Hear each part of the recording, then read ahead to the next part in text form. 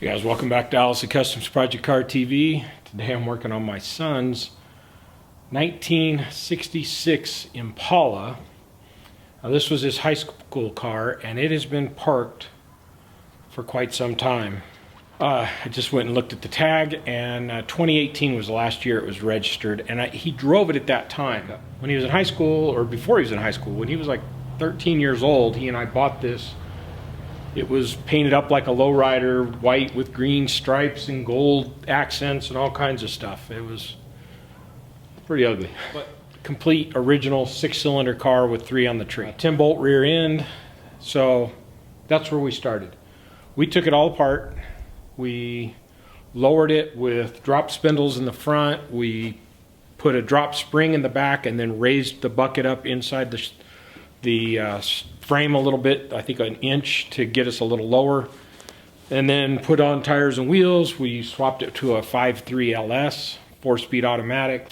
He drove it all through high school. So we put the tires and wheels on it, painted it black, put the hood scoop, and it's got gunmetal gray accents inside and out, and leather interior out of like an Escalade or something, or not an Escalade, but something.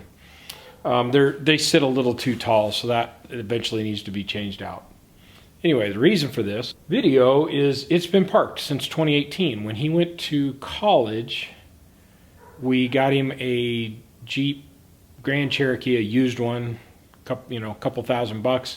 He drove it back and forth to Albuquerque regularly and used it for college so that he wasn't parking this, because his brother, who has a 70 Firebird, which is kind of behind the camera here, that car kept getting broken into when he was at college. So we just decided to eliminate that problem. The Jeep broke down, so he went back to driving this, and that would have been like in 2016, 2017. He drove this for better part of another year. He was back here local, and I kept on him about fixing the Jeep, because it's just taking up space out here in front of my shop, in the old shop. And then this started making noise one day, so he pulled in. He's like, "Dad, can I borrow a car?" And I'm like, "Only if you fix the Jeep." So we loaned him a car for couple weeks, and in the meantime we swapped a new used engine, new to us used engine, into the Jeep, fixed a lot of other little details, and he went back to driving the Jeep. It's all a long story for this has been put up since 2018. The noise it was making was this wheel bearing going out. This is a inline tube, I believe, is the kit, the company we bought the kit from, the drop kit, and we've had problems keeping wheel seals, bearing seals on this front end since we put it together, and finding the proper seals to replace them is nearly impossible, because you call the company and they say, "Oh yeah, the rotors are off of like a 70 Chevelle or something, or maybe a 72 Chevelle," something like that. So you order seals for that. Well, they don't fit over the spindles. So what we finally ended up doing was taking a spindle off, taking one of the rotors, going down to a local bearing and seal company, and they measured them out and got me seals. So I just ordered new bearings and seals because this is all ruined.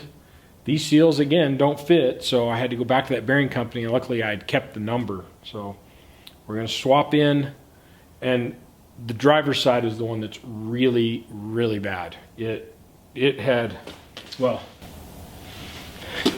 not that you can probably see this very well, but that's the washer. It just cupped it like it was a, I don't know, like it was a cup. And the outer bearing, here's the pieces. This one you can kind of see is not, it had completely walled it out. The bearings were completely gone. I had to cut this to get it off the car. Where we're at is I've got new bearings, new races. We are going to attempt to get this thing rolling again, because as you saw in a video recently, we're moving.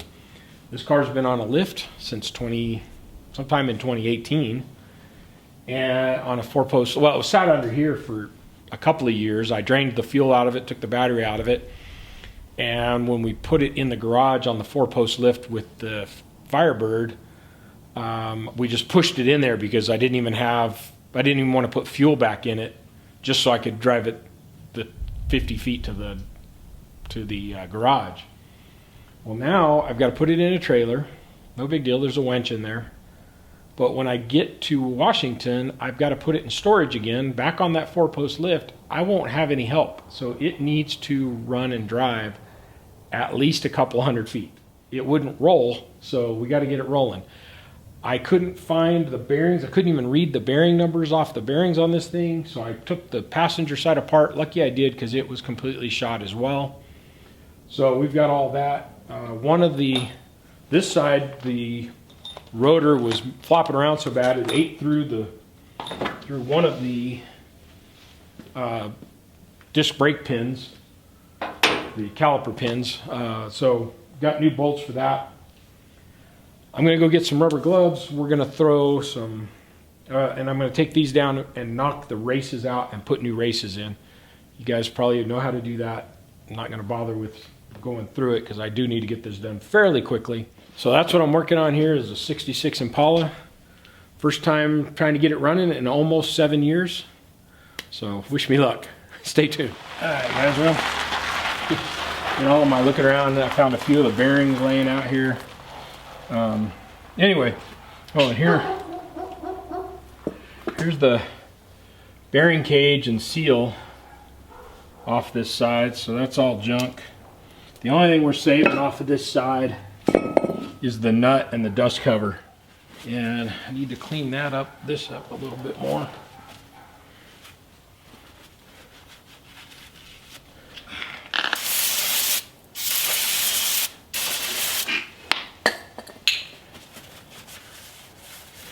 See, and this bearing seal is pretty tore up. A lot of nicks in it. All right, bearing seal. The race for the seal, I guess is what you call it.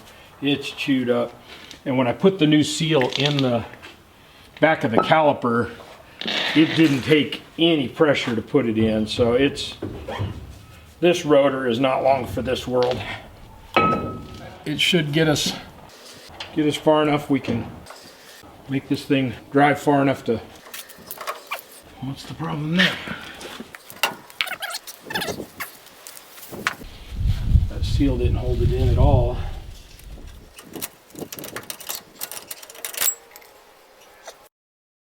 Doesn't feel like there's a lip there, but you can see one. Like I said, that seal just, you can push it in by hand. So it's probably not just the rotors we're going to replace. We're going to end up replacing spindles, rotors. Well, I'd had to replace the spindle to get a new seal on there, or a new surface on there. But we don't have time for that. We got to get this thing rolling. This is not the right way to do this. In fact, shouldn't do this at all, so don't copy me. But this will get us moving. So I think it's David Freiberger that says, here's the right way to do the wrong thing. And the bad part of this spindle's on the bottom. Now I'm not having to get up here where the bearing actually rides. I'm only getting where it has to slide past. And I'm hoping that that will be enough to do what we're trying to get done here, which is get this thing rolling. So again, not what you should do. Not if you're going to drive this. There's nicks in this part too, so.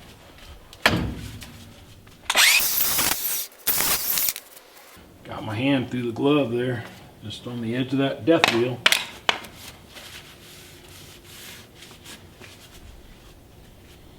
All right, let's try this again. There we go.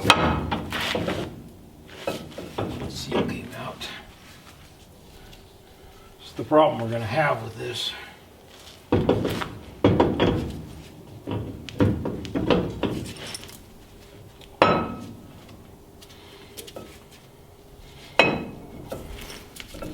That seal does not want to stay in. Which again, problem if we were going to try and drive it, you know, more than in the driveway.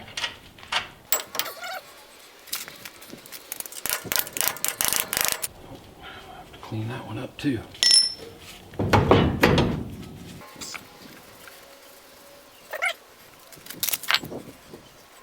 Just be aware, guys, I'm never going to put this car on the road with these spindles.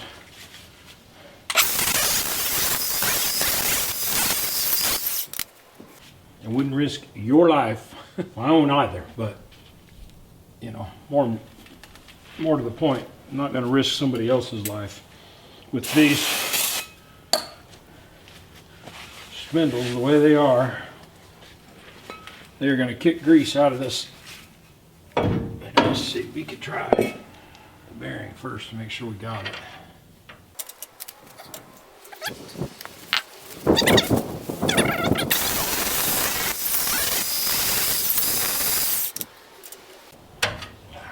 I think we're good now. Let's see if we can put this back together.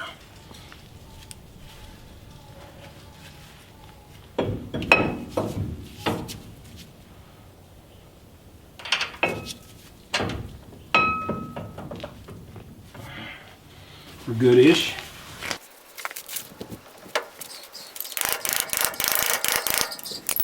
Yes, I know I need a bearing or a washer, but I only had a couple of threads exposed so far, so we're gonna try and get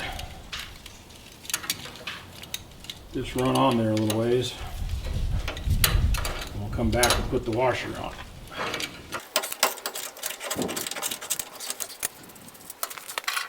So I just found new washers at O'Reilly's, and it was just whatever they had in stock. I took the one off the other side in with me, and they were able to somewhat match it. It was a little larger diameter on the outside than we need.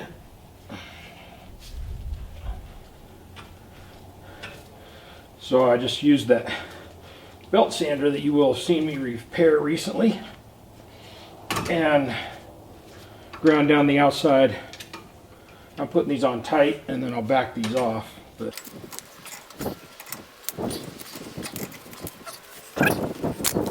what do we need? We need some cotter pins. Okay. So I think I'll put a note on the steering wheel that says, "Do not drive," or if you do, please make me the beneficiary of your life insurance. I don't think that's safe, and I'm sure you guys don't. It will function. It will get the car loaded and moving, assuming we can get it started next. So let's go get something we can put these dust seals on with and some cotter pins. Get the caps on, cotter pins in. Let's roll her up one more time from playing with it. Put the pads on. The root of the calipers in. Alright, now these calipers have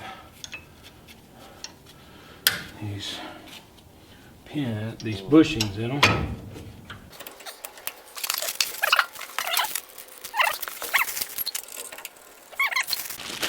Now I thought when they sold them, I thought they were just selling me one pin, one bolt. So I bought two sets, even though the other side's totally fine with what's on there. But we'll go ahead and get this side. Only one of these was broken or damaged. And the boot's missing off that ball joint too. So here's the damaged one. You see that? Those flat spots that the rotor was grinding into the pin. So that's no good. We'll throw it away. This side's now ready for a tire and wheel. Get this thing down on its tires and work on getting it started. He'd put fairly recently, he'd put new tires on it, but it needed an alignment bad. It was eating the inside. So I haven't looked at the other tire to see if it's just as bad or if it was maybe these bearings going out that was eating the tire. All right, as you can see, the car's back on its own tires. I've got 5 gallons of gas. We're probably only going to put about 2 or 3 gallons in. I'm going to add some fuel injector cleaner, probably some stable, and I grabbed a battery out of the shop. We're going to see if it'll turn over and start. So I did find the keys, so that's going to make the process a little easier. So let's get started on that.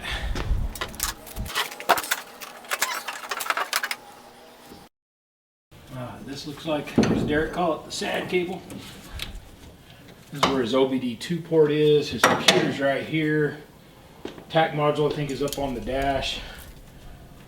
You know, it was one of my, in fact, it was my very first LS wiring, and it came out pretty good, but there's things that I do differently now. You had to extend all the wiring to get to feed the PCM back here, or the ECM back here, so definitely better if you can keep them closer to the front. Huh, I wonder. So I got the battery in. It's sitting out further than it used to. It actually fits up in the cheek in there, but I don't need to put it away in there. It's just harder to get the cables on, but all that fit like it should. Had to run get a funnel. This thing is so up in there. And it's still going to drip a bunch of it out. That's a little over half. I probably only put half a gallon on the ground. Oh, I was going to put some stable and stuff in there.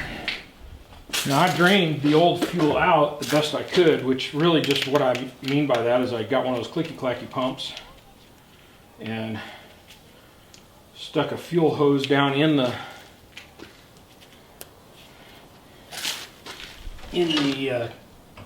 fuel tank here.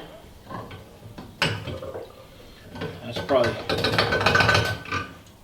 too much, I'm sure. It says it treats 20 gallons. I bet it treats 3 really well.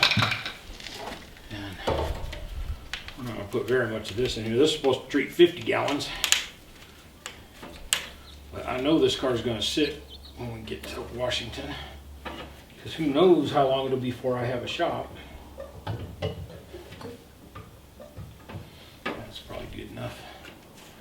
Hey, we got a battery in it, we got fuel, got a key. Let's see if it'll spin.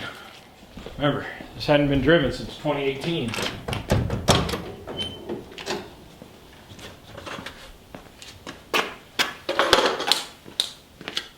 These are the seats I was talking about. They just sit way too high. You're really close to the roof in here.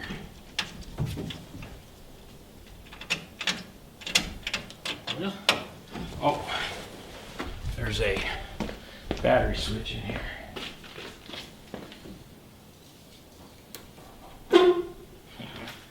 Bet that means we got power. We do. Here's the fuel pump.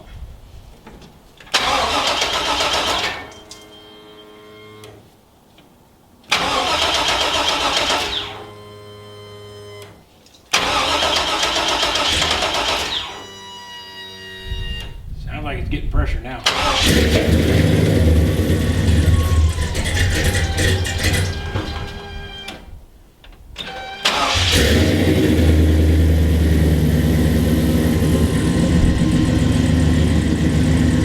Think of that. 7 years. One problem we've always had with this car is the TAC module. That's the throttle actuation and control. I believe that's what TAC stands for. THC.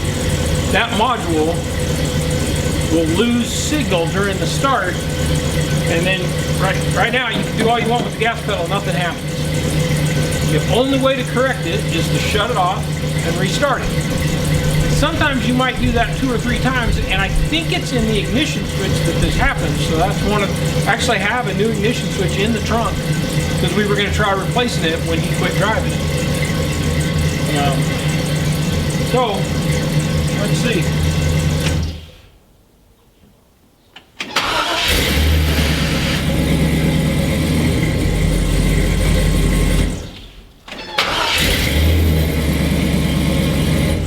He was way better at figuring it out than I was.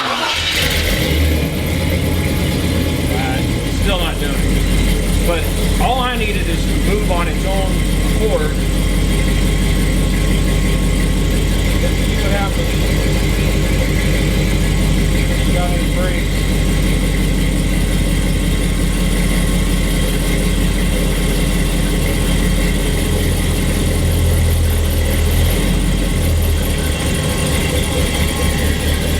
Got brakes.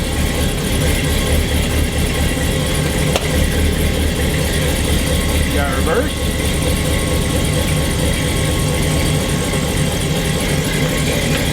And honestly, that's all the speed I need. I just got to be able to motor it out after I get it out of the trailer.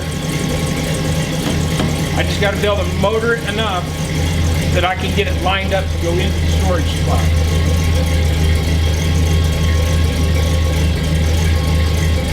Sitting here idling about 850. You can hear it's got a little lope, and that's probably bad gas. Because it's a stock. I think we put a 6-liter cam in it, but a junkyard cam is a junkyard motor. We rebuilt it. We put bigger injectors in it, truck headers.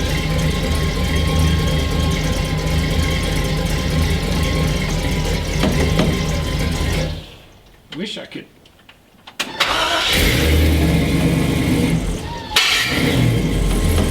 That was me.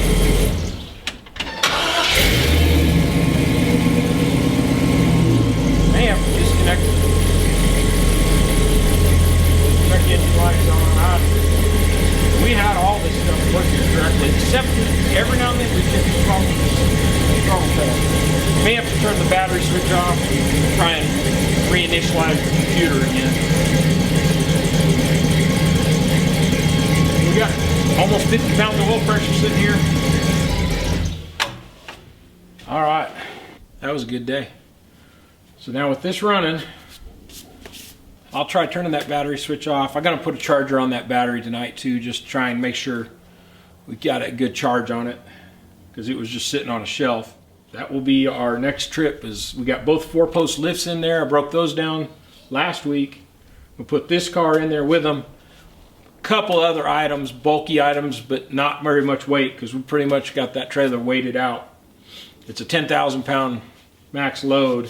It's got good tires on it now, but 10,000 pounds is its load limit, and the 2 lifts in this car pretty much ought to put it there. So I'm gonna try switching that battery one more time.